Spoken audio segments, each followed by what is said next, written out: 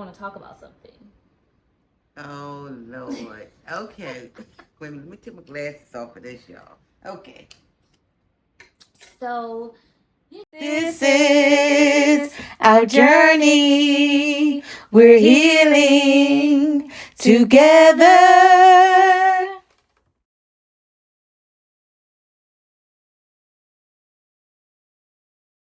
hi everybody. Welcome back to another episode of Here Together, Healing Together. I'm Lauren Boone, And I'm Glenda Boone.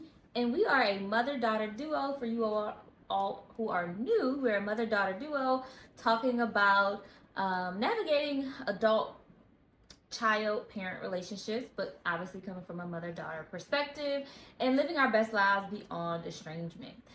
So, um, let's go get right into it. Mom, what does living your best life for you mean in 2025?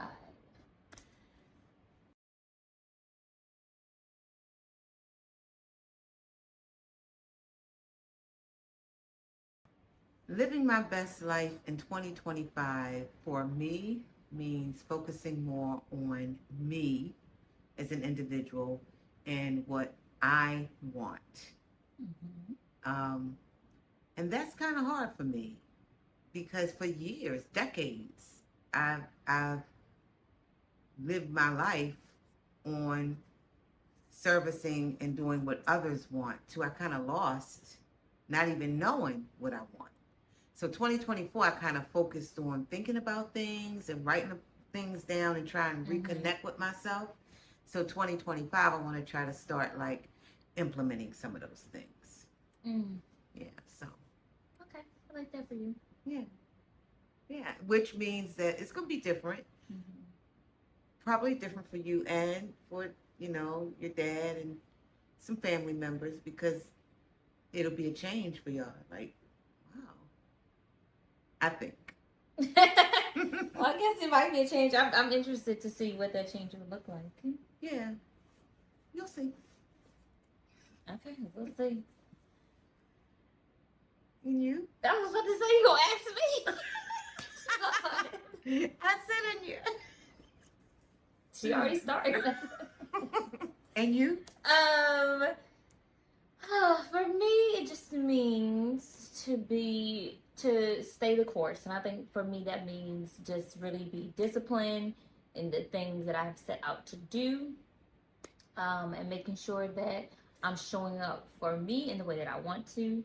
Um, and that may look like making sure that I'm eating right, making sure that I'm living in community because that's really important to me. So even on days that I'm exhausted, listening to my body always, making sure that I'm getting enough rest. But when I'm exhausted, even in light of being exhausted, making time for people who make time for me is really important this year.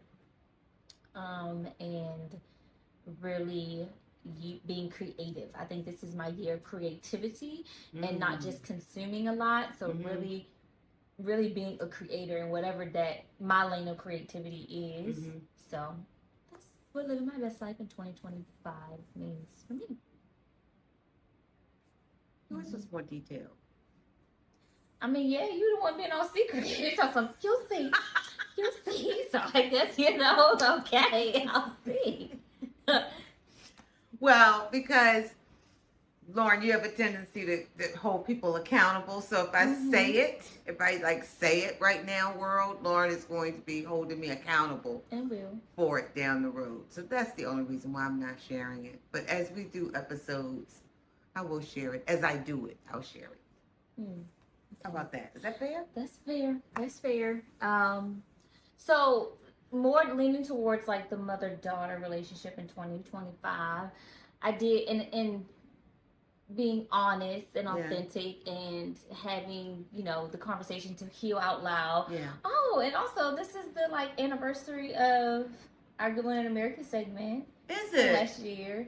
Yeah, well, when this goes up. Yeah, it'll be a whole year. Wow. So well, thank you for hanging in there with us. yes, thank y'all. Time really has flown by. But anyway, in the spirit of keeping that up and just healing out loud. Yeah.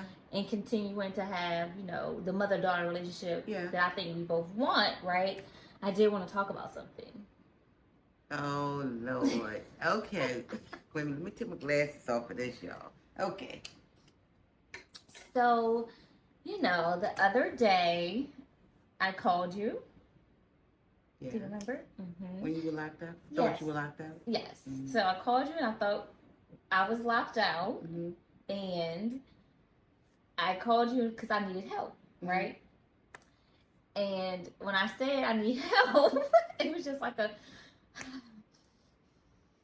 just a silence, and just like I could hear you audibly, like, I don't want to say huffing and puffing, but breathing, exhaling very loudly. Mm-hmm. And I was like, okay, here we go, because I'm like, I'm calling you for help, and it seemed like I was interrupting you, or like that was being whatever I needed was going to inconvenience you. And I understand that it may have inconvenienced you, but just given like the circumstance of like it's cold outside, it was negative something. Well, it was freezing, below freezing. I don't call you every day to ask you to help me do something. You look at you, okay? And I just felt like, I'm let you get it out. Thank you. And I just know like the little Lauren in me was triggered because I felt like, when I was younger, that's what it felt like. If I said mine, you were doing something, like if you were on the computer, if you want to call, like whatever, it would just be like, yes. And I just felt like I was triggered in that moment, like, oh gosh, here I go again, or like, there go mommy, right? So it really did hurt my feelings, and I just wanted to let you know, instead of like being passive aggressive about the situation and not talking to you, not calling or something like that, because I'm like, life is short. Who wants to live like that? So I did want to bring that to the table and let you know that did hurt my feelings, and I was crying. I'm sorry. Okay. I'm sorry that my reaction hurt your feelings. I'm really sorry about that. Now, I want to go back to the huffing, explain what that was. As you know, I'm terrified to drive in snow. So while you did mention that you were locked out and it was freezing, you did mention that it was snow on the ground, ice on the ground, not snow, ice. And your mom is afraid of this snow and ice. And you also seem to forget about offering the solution of being Uber. No. Uber available. After I offered the solution, sorry, go ahead.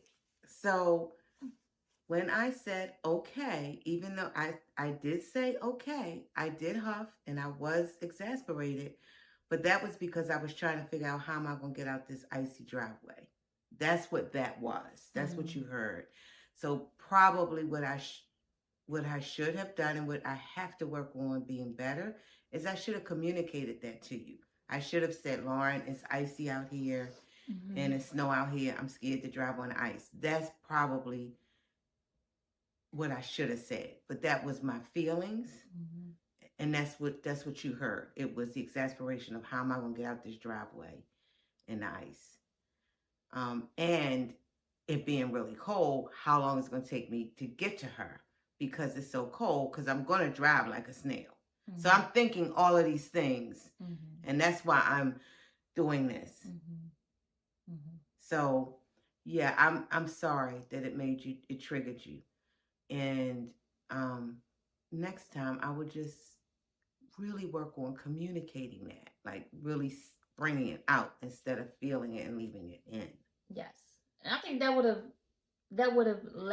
not have made me become triggered. Yeah. Had you just communicated like, well, I'm scared, like then I would have been like, oh, okay. Right. Like, you're present still, and it's not what I assumed. Right. At that point I was just left to make an assumption. Which goes back to communication again. It still goes back to being mindful of communicating, whether it's something we want to say or don't want to say. We need to say it. I need to say it. So I'm sorry that it triggered you. Well, thank you. And I have to understand my triggers are my triggers, right? And it doesn't necessarily represent who you are now. It's just like, that's just something that my little self experience, and it felt like, oh gosh, here it is again. So the reminder of like feeling alone and like Yeah. came over me. But let me ask you something. And this is not to defend or anything like that. Mm-hmm. It isn't. But as a adult child, for a parent, it is very, for us, we feel like on one hand, you're adult children and we got it. You know what I mean? Be adult children. But on another hand, like you just said, you went back to your child self. It's hard for us to kind of navigate that, you know? Like when do they need, when to treat them like childlike and when to treat them like, I mean, so can you help with that? I mean, I could try, but I have to preface it by saying I don't think I will know until like It happens to me as a mother, Yeah. right? If Yeah. that's in the plans. Yeah. But I don't know what that feels like. I only know what it feels like to be the child in the situation. Yeah. I know what understanding and having grace looks like. It's like, okay, now that you said your piece, like I understand you do have, and I know that you have a fear of driving in the snow and the ice and stuff. And at that moment, I was not thinking of the ice and snow. I was just thinking like, girl, you locked out and it's cold, and call your, you know what I mean? Like call your parents. So like, so that was my, which is more important. Why, as parents, we've got to communicate out more. Yes. Yeah. But I mean, I think in that situation, I thought it would have been, it would have been like, obvious that I needed help. In that moment. So like, okay, yeah, help me. Right, but go ahead and tell the whole story. After you heard that, then you said, that's okay. Maybe I'll get an Uber. Yeah. So after you just huffed and puffed on the phone, I said, okay, fine, I'll just Uber. And you said, yeah, do that because by the time I get to you, it's so cold. I'll pay for it. And you said I'll pay for it, right? But that was all. That to me, that's also a trigger because I feel like that's how it's always been. You've always been a financially providing parent. Like that has never been the problem. Yes, thank God. But I get it. It was the emotional part that triggered me. The lack of the emotional response that I was looking for that I needed. Right. I think. And so the lesson here then for us as parents is to, when our adult children call us and it's something that we don't feel like we can do or can accommodate, we need to communicate that and not be passive aggressive about it. Right. Yeah. I mean, because if you couldn't come, then you couldn't come. I would just have to come here. But as a parent, you don't want to tell your child no. Like I was going to figure out a way to get out that snow and ice if you had not brought up, because as a parent, you don't want to tell your child no. So no matter how it distracts you or how much discomfort it brings to you, as a parent, you don't ever want it, especially when they're in distress. Your stuff comes second to that. So for me, it was a stress of how am I going to get out of this driveway? So that's why I was like, but I was really worried about how I'm going to get out this driveway. So when you said, the Uber thing, that was like a relief for me. Okay, I don't have to get out of the driveway. She don't have to wait 45 minutes for me to get to her. She'll be warm. She'll be safe. So as a parent, for us, I would think we would probably take this as a lesson as to when our adult children do call us, and if it's something that is inconvenient for us or something that we don't think we can do, we need to communicate that to them instead of doing it anyway or feeling like we got to do it anyway and putting ourselves under stress. Because what? Go ahead. Because it doesn't help the situation. So let me ask you another question. When is it appropriate you adult children would think it's okay for a parent to tell them no? I mean, I don't know if I think it's okay for an adult child, a parent of an adult child to tell them no. You just have to be honest. Like, I just think you have to be honest and be like, hey, I don't know what you was doing, but you can be like, okay, I don't want to go out in the snow. I'm doing something right now. I can't get there till 45 minutes. Like, just communicate. I think it's okay to say no. It just can't be like, But I can't talk for everybody else. I yeah, can only talk for me and my experience. right. Like, So but again, for you personally, when do you think it's a situation where I will be able to say no to you? when I'm not in distress. But like when I'm not when I'm not in harm. Like, that Yes. could have been a very harmful situation. Like, I could have been frozen. I don't know. Lauren, no, you would I don't not have gotten frostbite. I'm just playing. But I'm just, when it's something that's like not an emergency, and like, I don't Okay. think I experienced emergencies like that, but I feel like that at that point it was an emergency because I was locked out of my house. I didn't have my car keys, so couldn't sit in the car. I mean, I could have gone to the neighbors, right? Like, I could have gone to my neighbor's house, like, that's fine. But, you know, I wasn't even thinking like that at that point. I was just like, I need my house key in this inside the house. Thank God I had the key, y'all. I did have the key. I thought I was locked out, but I was just moving too fast, and I had the key. Yeah, so tell the whole story, right? Yeah, and so then once I called the Uber, some said check your hoodie pocket. I checked my hoodie pocket, and my keys were there. Thank God. But I do think everything happens for a reason. I think we had to have that experience. Yeah, we did. Yeah, but I'm just like, to ease your little spirit, you can tell me no, but I'm saying when I'm calling you and it's like, I need your help, then I need your help. And your help at that point could have been to say, baby girl, slow down. Like, excuse me, you said that after I called you back and said I got the keys, and you said you need to slow down. You just need to slow down. But I'm just saying, in that moment, it would have been nice for you to just say, take a deep breath, slow down. Did you check, you checked all your pockets? Because then we could possibly avoid that. That's what I meant. It was the emotional piece that was missing for me. It was like, I'm in distress. Like, help me, calm my nervous system down, that kind of stuff. Right. But like, I wouldn't have been mad. But I might have been mad if you said no. Yeah, absolutely, because you was in distress. Yeah, but if I'm calling you like, hey, Ma, you got time to talk, and everything's fine, and I'm literally just at home chilling, and I just want to talk, and you say, well, I'm busy right now, can I give you a call back? Yeah, that's fine. Like, that's an equivalent of saying no, and that's equivalent of you setting a boundary. Like, if you're busy and I'm calling, just call. Yeah, call me back. Right. But like, if I'm on the side of the road or locked out, like, I feel like in those situations, I expect. And you let me know if this is even a realistic expectation, like as an adult child, if I should even have this expectation. Like, I really want you to tell me. Yeah. Like, if I'm on the side of the road, if I'm stranded somewhere, or if I'm like, I need a thought partner, like, can I call you for that? Absolutely. And I think we've always had, but at the same time, I just ask that you be a little bit cognizant too of when you make when you are in distress or whatever, especially in a situation like that, because it's not like you don't know my issue with snow and ice. Mm-hmm. Right. But in those moments, I'm not thinking about the snow and ice. Right. And I'm saying the same thing. Like, my thought pattern was not come to your rescue. Mm-hmm. My thought pattern was, how am I going to get all out of the snow and ice? Mm-hmm. So, and it wasn't a moment of me not wanting to do it. So I just would have appreciated if you would have said, well, maybe she's under stress. Maybe she's doing that because it's snowing and ice. Mm-hmm. I agree. Yeah.